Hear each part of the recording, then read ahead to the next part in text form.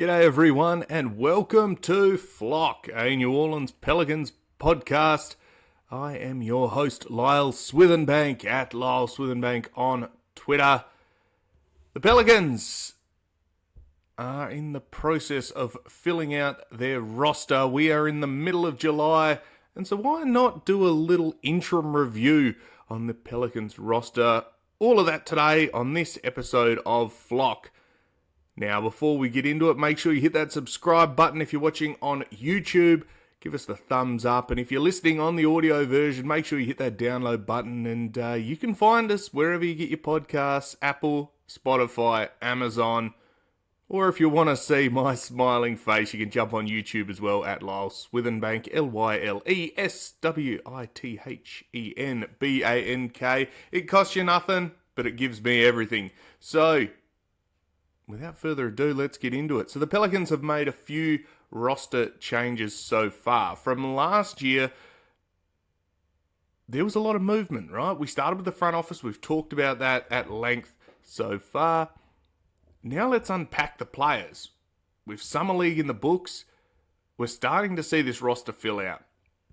The big headline trade to kick the off-season off for us, I suppose, was CJ McCollum and Kelly Olynyk getting traded to Washington for Saddiq Bey and Jordan Poole. Bit of a change, couple of factors that go into that. Youth, contract status, contribution, all of that. We thank CJ for his service. Now, we're going to just basically start at the top of the roster, have a look at each of the players that we've got, and sort of go from there. So, I suppose we live and die in terms of success for the Pelicans, with the man that has been much talked about throughout the journey, Zion Williamson. Number one pick in 2019. We know what he can do. When he is healthy, phenomenal. He's the sort of guy that any team, I think, would want to take a flyer on. Any team would give up significant assets to get if they could guarantee his health. I think that health has always been the big asterisk for him. And when he's on the court, gosh, he's electric. He's by far one of the fastest players that I've seen going downhill. He's completely unstoppable at the rim. And gosh, we go as he goes. Last year, 25 points, near on 7 and a bit rebounds, 5.5 assists. But limited in his games, and we've seen that over the last 6 years, that this guy can play, he can impact. We are as good as any team when he plays. But going into his year of 25 season, a $39 million contract that's fully guaranteed for this year, there's a lot of question marks still with Zion. And that, I think, is always going to be, watch this space situation. What we have seen in some of the little pictures and things like that of him around the off-season is him being engaged with Joe Dumars. It's him, looking in pretty good physical shape. He's been over in Greece doing his Jordan brand commitments, and all of those things seem to be really good. There's always the off-field stuff that is ongoing, and we probably won't comment on that on this podcast, but there's plenty to unpack in terms of the whole package of Zion. So you are getting a fantastic player that comes with a bit of off-field baggage, that comes with an injury history as long as my arm. These are all things that need to be kept at the front of mind with this guy. However, he's a phenomenal player. Soft touch around the rim, explosive dunks, great ball handler, an absolute dominant player when he wants to be. And when he's physically available to play, that is always, as I've said, the great cloud over Zion's career. And hopefully this is the year. This is the year that he pulls it together and we see a guy that just plays 70 games, 65, 70 games, looks fantastic, looks as good as he always does, and gets us to the playoffs. Everyone is against us in this season. The bookies are against us, the national media, some local media, everyone. There's question marks. Everyone else in the other league around the league, different GMs and stuff like that have been saying, this team's no good. Well, the only opportunity you have to prove them wrong is to win games, and I think that starts with Zion Williamson being healthy and being a part of leading this group of upstart Pelicans. Now, the next guy, I think, is going to be a big contributor this year, and I hope, and famous last words and all that, was acquired in the CJ McCollum trade. So we've got Jordan Poole out of Michigan originally. We know what he did at Golden State. He's the sort of player that was a Steph Curry light at times, and they were all saying, well, he's gone to Washington, he's going to become this, lead guard that can carry the Washington Wizards. Unfortunately, the Wizards just weren't very good, and that was through no part of, the roster construction, the semi-rebuild, and also, streaky shooting from Jordan Poole and Kuzma that was there for a while, and, it just wasn't a very good team. What he gets here is the opportunity to play 2 IC or 3 IC behind Zion and Trey and be that explosive guard that gets to contribute, that gets to play his own game, and will get to score in bursts. We're going to rely on his scoring and his ability to get to the rim, his ability to break down defenders, and his ability to stretch the floor with Zion on the floor. He scored about 20 points a game in Washington. Whether he starts or off the bench when fully healthy, I don't know. I think you're bringing a guy in that can do both and is happy to contribute. According to Joe Dumars, he'll do whatever he's asked for. And I think that's really the key thing, is guys that want to buy in, that want to come and be successful and contribute to this team. I think adding him to the core is a great get. I think everything he can do, we don't have as a player in this team at the moment, and I think that is a great addition. I like the scoring, I like the ability to shoot, and I like the unrivaled confidence of him taking shots, and whether he in a make or miss league, he's happy to let them fly. And that, to me, I'm happy with that. I think the usage is going to be a little bit lower because of the other guys that he's got on the court. It also gives Zion another option to outlet to be put in a position to be successful. It's really hard as the number one guy on an average team to not just chuck shots and not, score, to put up 20 shots a game and live or die by the result. Here, he's going to have to be a bit more cautious with his shots, or maybe not cautious, but selective with his shots is probably a better word, because there's more people that need to be fed. So we're going to see him as a lead guard, we're going to see him as off the ball, and, a secondary ball handler as well at times. He might come up as the primary, might lead the second unit with that, but also when fully healthy, DeJounte Murray, asterisks, of course, in terms of his return, and we'll get to him. There's a real opportunity for him to rediscover a bit of form that he had at the Warriors, and also make a name for himself as this truly special guard in the league. So I'm looking forward to seeing what he can do. I think he's going to be a great addition. Let's move on to the next guy. So, DeJounte Murray, we sort of touched on him a little bit.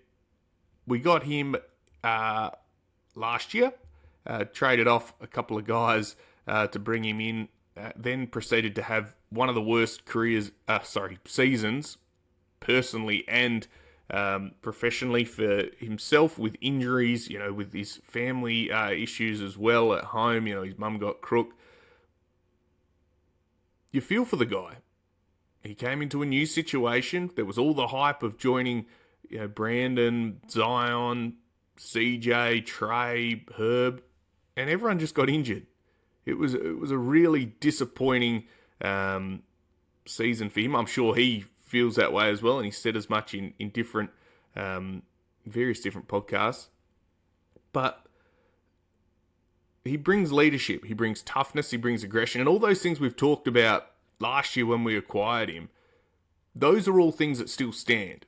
We've seen comments from Joe Dumars as well that DeJounte reached out when the young guys were drafted. Give me their numbers. I want to speak to them. I want to get to know them.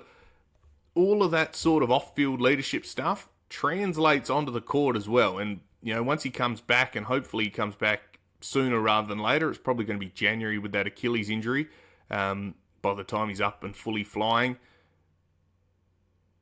I think there's an opportunity there for him to rediscover some good form, be the point guard that we need, and also bring that vocal leadership that we're sorely lacking at times. And also, he has the ability to mentor Jeremiah Fears, who's the heir apparent at the point guard spot. He's going to have probably a bit more run earlier in his career than it's anticipated because of DeJounte Murray's injury.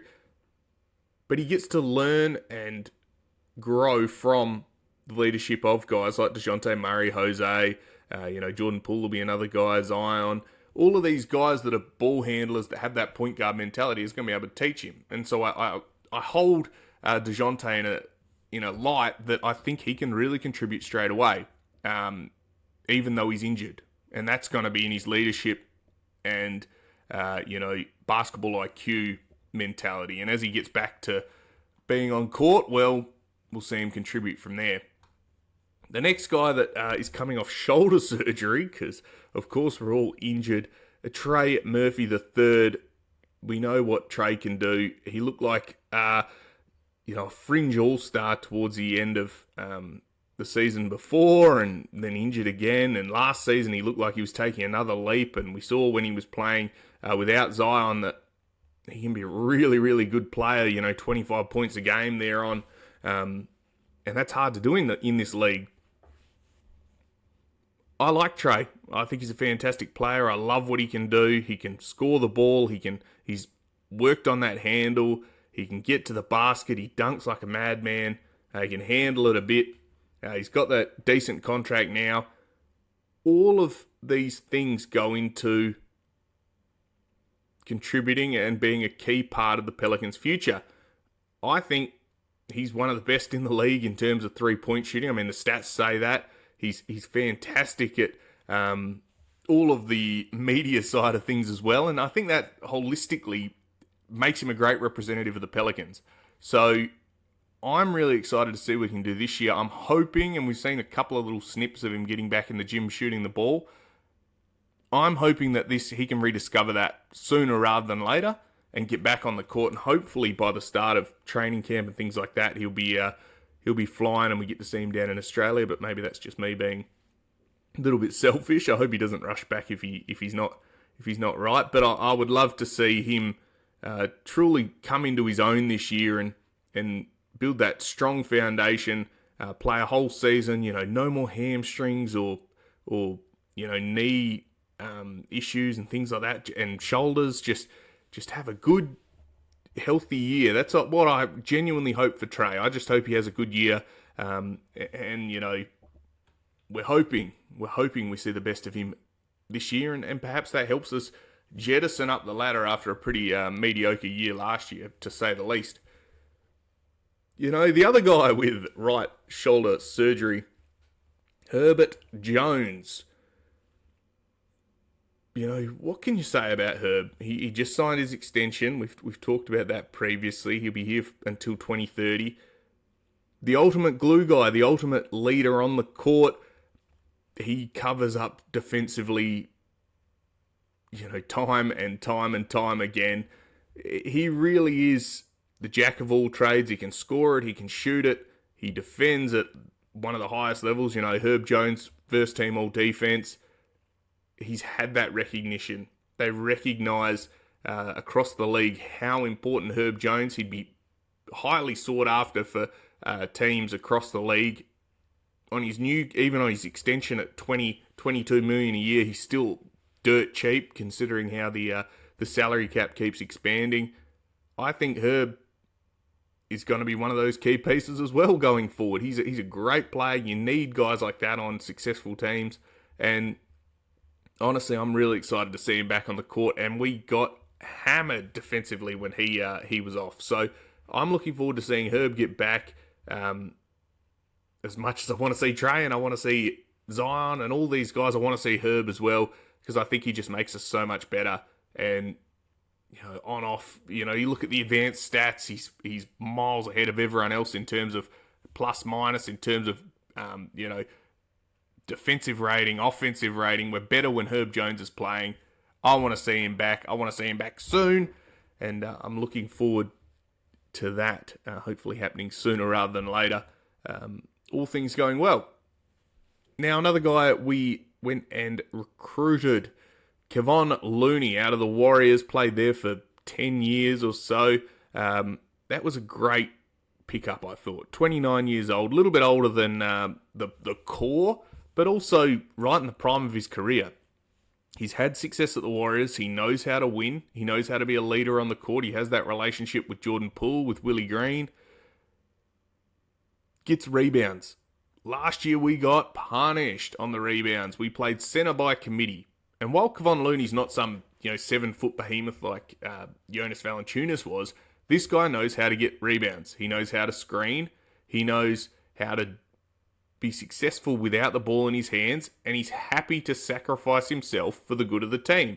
These are things that you want. You don't want someone that's demanding paint touches and things like that. You want someone that's athletic, that knows how to play within an offense and get your shooters open. And that's all I want. I want someone to come in, be a good leader, and we've already seen him with the guys at Summer League. A few of them all got together and were sitting courtside for one of the Pelicans games. That's the leadership we want to see. He's won 3 championships. You have to bring successful people in to build a successful program. That's just how it goes. You need to continue to build a culture with experience, with good people, as well as hard workers and people that are willing to sacrifice for the team. And I think that has to continue to be the mentality of this Pelicans team, is we're playing together. The counting stats don't matter, and I think for the most part we don't have players like that, but the counting stats don't matter. Let's go and win basketball games. And I think he really he gets to be a part of that. I also like that he's going to be a great mentor for Eve, for Derek Queen. That's a great thing. That's a really, really good thing, and I look forward to seeing how he continues to grow as a leader and contribute to us. Now, the next guy I want to talk about is our top draft pick this year, Jeremiah Fears. We saw him in Summer League, averaged 22 points, looked like everything as good as advertised. Got to the basket, could shoot it-ish. He's crafty. He's really good at the inside game. He can get to the basket at will, breaks down defenders. For him, it's going to be just getting reps. Learning the NBA game, getting better at change of pace, not rushing, not trying to force the pass. All those things that young guards have to learn. I tell you what, I think there's going to be minutes for him early, because with DeJounte out, Jose's going to get a good run. Poole's going to be there to get some guard minutes, but after that, we're getting a little bit skinny in terms of players. So I wouldn't surprise me if he's playing 10, 15 minutes a game from the outset, and I hope he does, because all of those early minutes are going to be really important when the rubber hits the road later on in the season and we're trying to make a push, whether that's for the play-in, whether that's for, that sixth spot, whatever. All of that's going to be really, really key. And from this year into the future, every rep that you can get into a young guy early translates down the line, because it's more NBA experience that they hadn't had they not played. So I'm really excited for Jeremiah Fears. We talked about him at length in Summer League, so I don't need to harp on about him, but I think he's going to be really good for us. Another guy that we get, he's probably one of the first guys off the bench, I think, this year, Saddiq Bey. He's had a little bit of injury history, but he's had a 50-point game at Detroit. He's a great 3-and-D player, really solid shooter, defender, scorer. I think he's going to be a really good player for us. 6'7", good shooter. Having an ACL injury is not ideal, but he's still a 15 to 16 points per game scorer when he's healthy. I also think he's a Willie Green type guy. He's going to try hard on defense. He's going to shoot threes. We need floor spaces. We need big wings, all of that, I think he brings, and I think he's going to play a pretty significant role for us this year. And let's hope he can contribute straight away. I've always had a soft spot for him. I think he's a good player and one of those guys that Pelicans should have kept an eye out for previously. But don't get me wrong, I'm glad he's here now, and I'm glad we've gone and got a solid contributor like that. Who should we move to next? I think let's go to Derek Queen. All right, now currently injured. We talked about it in the last episode. Was his injured wrist? So he's out for 12 weeks, 3 months before he's reassessed. Disappointing. We know the gravity of the situation. He was traded. His pick was brought in through a trade that was wildly criticised across the NBA landscape. Is it the worst trade of all time? No, that was the Luka trade. So don't get me started. It doesn't even come close. Disappointing that he got injured. Rather him injured in summer league than in the season, but at least it gives him a bit of time to get back. It might be into the season that he's right. Thankfully, if there's any silver lining, it's his wrist. So everything else gets to be worked on. Strength, conditioning, IQ, offhand dribbling, things like that. All of those things that you have that you can do with, your hand in a cast, he can still do. So from that side of things, his touch is going to be down. I'm actually quite excited to see what he can do to build himself up without being able to shoot the ball, without being able to dribble, things like that. Those are all key things, and it's also a sign of what sort of professional he's going to be. Thankfully, we've brought more professionals into this organisation that have been through injuries. So he has all of the support network. I mean, one thing we know at the Pelicans is injuries. He has all of the support networks and the knowledge as to how to come back better than ever from injuries. So I'm looking forward to seeing what he can bring when he's in. He's a big, 6'10" center, power forward, depending on how you look at him. He can do a bit of everything, a little bit of a tweener in terms of his size and skill set. I think if he develops a solid three-point shot, like even a serviceable one, that's going to be really good. I like his ability to pass and handle the ball. He's just got to work out what he is in the NBA. And it comes down to coaching to be able to put him into a situation where he can be successful. I don't think this is a sort of player that you can just say, I just need you to go out and play. I think you have to give him a defined role, and you're going to have to adapt as to what that role is depending on what he shows throughout the season. Do I think this coaching staff can do it? I'll reserve all comment until I see anything otherwise. But I don't know. We've seen undefined roles for rookies before.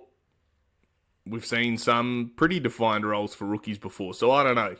The jury's out, and I'll keep a wishy-washy answer for that because I don't know. And while I do hope that Derek Queen's going to be able to contribute straight away, I have no idea whether or not Willie Green is going to build his trust early on to play him. So we'll see. We shall see.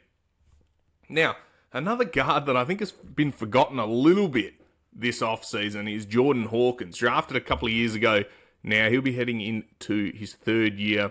Still a slender sort of guy, small, great shooter when he's playing. Is there space for him? I don't know. With Jordan Poole, if we're fully healthy, I don't think he gets any minutes. I think Jordan Poole is what we sort of needed Hawkins to turn into, and we haven't really seen that. He's an average defender. He's not very strong. He's a great shooter when he plays. I think he'd be a fantastic system basketballer. Our system so far is really average. So unless we see some drastic change in terms of this motion offense that we want to play, which so far our motion is, run in a circle until you get a shot.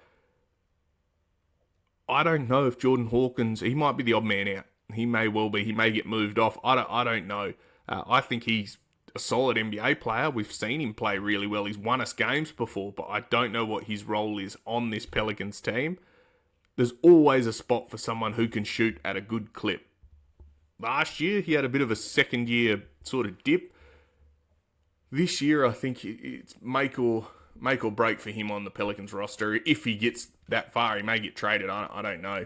But I think it's a watch this space sort of situation. Jose Alvarado. Jose. We know what he can do. We know what he's about. He's the quintessential backup point guard. He's got the cult status in the fandom. He's won us games. He's been a great contributor for this club. He's the sort of guy that you see just being on this roster forever, unless he gets tacked onto a trade to get sent off. But otherwise, he's a spiritual leader of this team. The fans love him. The players love him. He plays hard. He's a spark plug. He brings energy. He's a change of pace guard when he comes on. He's a disruptor. He's the sort of guy that you love to cheer for. And I think you need guys like that on a team. You look at Indiana, they have TJ McConnell, same sort of guy. You want to cheer for him. He's a disruptor. There's plenty of guys across the league that come on and just create chaos. And I think Jose is a lot like that. I think, to a degree, a guy like Dennis Schroeder did that last year. Come on and really just caused a bit of a ruckus. There's a few other guys across the league that can do that. Cole Anthony, I think, was another one. He's recently been traded. Even to an extent, Nembhard for Indiana as well, coming off the bench or whether he started. He was a different sort of player as well, giving Halliburton an opportunity to play off the ball a little bit. You need those point guards that want to play hard on defense and sacrifice their game and just cause a ruckus. And so I quite like Jose. I don't know what happens with him and how much minutes he plays this year, but I think there's a place for him on this team.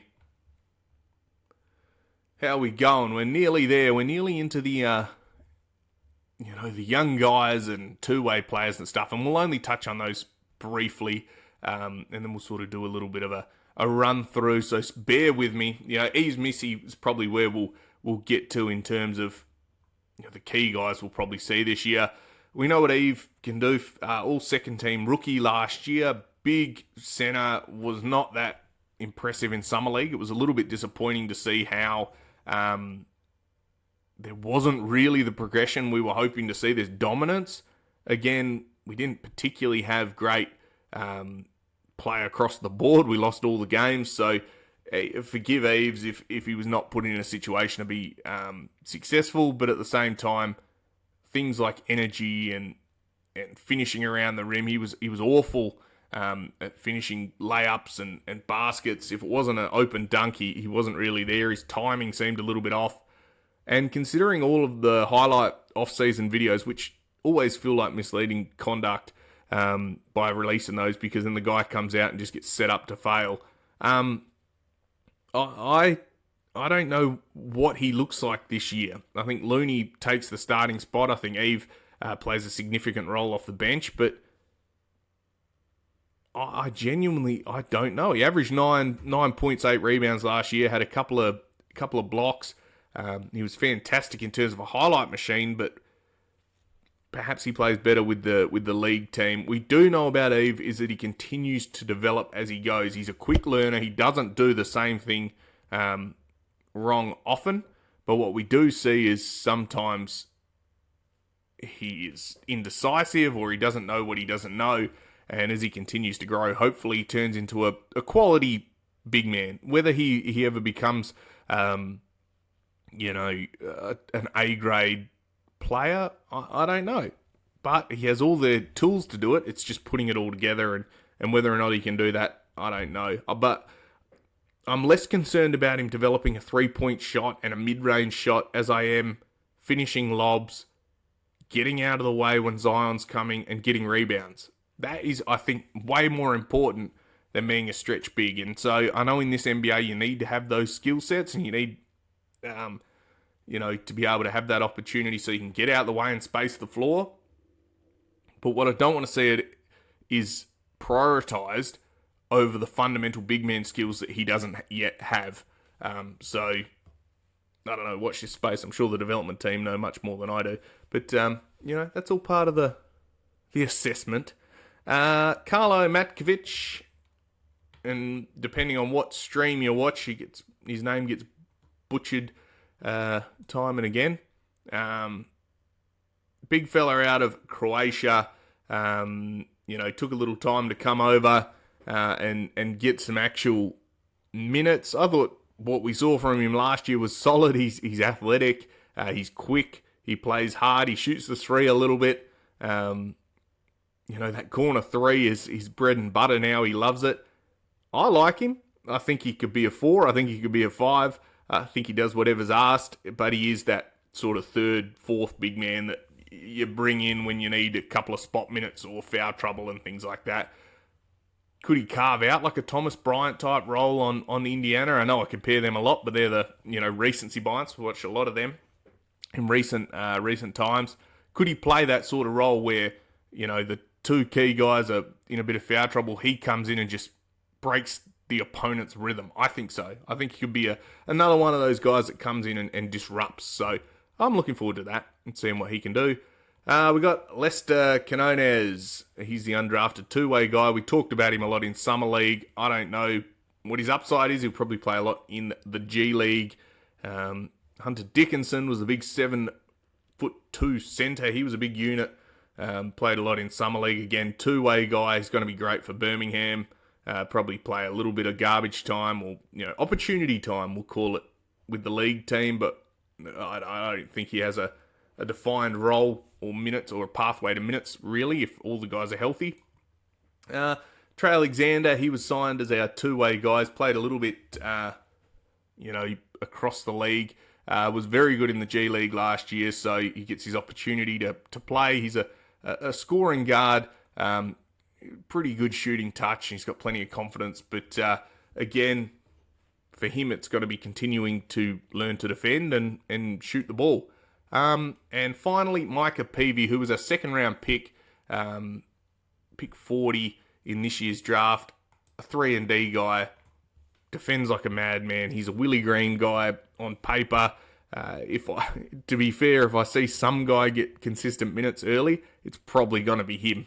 It would not surprise me at all if Willie Green plays Micah Peavy more than Jeremiah Fears or Derek Queen when he's healthy. It just wouldn't. He's the sort of guy that will gain trust early and will get given a really long leash. It might be wrong, but he's that sort of guy, a bit older, that Willie Green just froths. So we'll see what happens there. So all in all, the team's looking, there's an outline of a team there. It's looking fairly solid. I think we're probably missing a true center or another piece that we can bring in to break lineups at. I don't think we're big enough. I think we still need a big bruiser, maybe a Thomas Bryant type player that can come in and just rough someone up, set a couple of hard screens and burn a couple of fouls. I don't think we have that. A guy that just comes in purely to get rebounds and set screens beyond Kevon Looney, who again, I don't know how many minutes he's going to play. I'm hoping he can, job share to a degree with Eve until Eve's ready to full-time start and become, a solid and reliable centre. But until then, Kevon's going to play a fair bit. I think perhaps as a move for Jordan Hawkins, I don't know. I think they'd have to be making phone calls about him to see if they can get him on the move. But again, I don't think it's fair on either the Pelicans or Jordan Hawkins for him not to play. I think there's enough talent there for him to be successful. It's just whether or not there's a path to minutes, and I don't know whether there is. So I think it's watch this space. If I could predict my starting lineup, I think if everyone's fully healthy, you've got DeJounte, I think you're playing Herb, Trey, Zion, and Looney, I think, is the starting lineup. I think you're either doing that or or Eve is in there to play the first couple of minutes and then come out. I don't know. I think until DeJounte's back, Jordan Poole's going to be starting, of course. And I think that might be that key lineup. In terms of a closing lineup, I think you're probably going to go small, depending on, again, matchups. And maybe it's Zion at the 5. Maybe Trey Murphy or Herbs playing at that 5 spot as well, as a sort of spacing big man who's just there to, open space up for Zion down the stretch, and you're playing Poole and DeJounte. I don't know. And I suppose your second lineup is, Jose, Jeremiah, and Queens, I suppose, are two of the guys. You're probably going to play Peavy a bit. Sadiq Bey, of course, is going to get a good run. I think it really is up in the air, and we're going to be I guarantee there's going to be comments that come out saying, oh, the guys look great at training camp, because they always look great at training camp. Heaps of competition for spots. That is all I want out of this team. I want the people that are in defined roles to feel uncomfortable that their job's going to be taken if they don't perform. Good teams have people that have competition for spots. That has to be what this mentality coming into this Pelicans roster is. Everyone's playing for their job. Everyone's playing for their minutes. If you get people that get complacent, you're not going to win anything. So that, I think, is going to be a key factor of this year. And I look forward to seeing how the coaching staff actually handle that, because, I don't know. We'll see, I guess. But that's been my Pelicans review. I mean, we've ticked over the half an hour mark. I think, it's watch this space. Let's see how the Pelicans go. I'm looking forward to watching it. I know everyone else is. I'm missing Pelicans basketball at the moment. Summer League was just a little taster, but, until preseason starts and the actual games get underway, 0-0, who knows? We're currently on equal top of the ladder. So who knows how it goes? So I'm going to leave it at that. This has been Flock. Make sure you hit that subscribe button. Thumbs up. Doesn't cost you anything. If you're listening on the audio version, I appreciate you. Continue to give us those reviews and I appreciate all the subscription and people that take time out of the day to just talk Pels with me. It's really it's special. I love it. I'm glad to be back. I'm going to continue to build this thing and get it really zinging, because I'm enjoying it and learning heaps, and good to scratch that creative itch that sometimes goes by the wayside when life gets in the way. So, of course, to summarise, this has been Flock, a New Orleans Pelicans podcast. I am your host, West Australian Lyle Swithenbank, at Lyle Swithenbank on Twitter, LYLESWITHENBANK, as in bank. Stay safe, and of course, bye for now.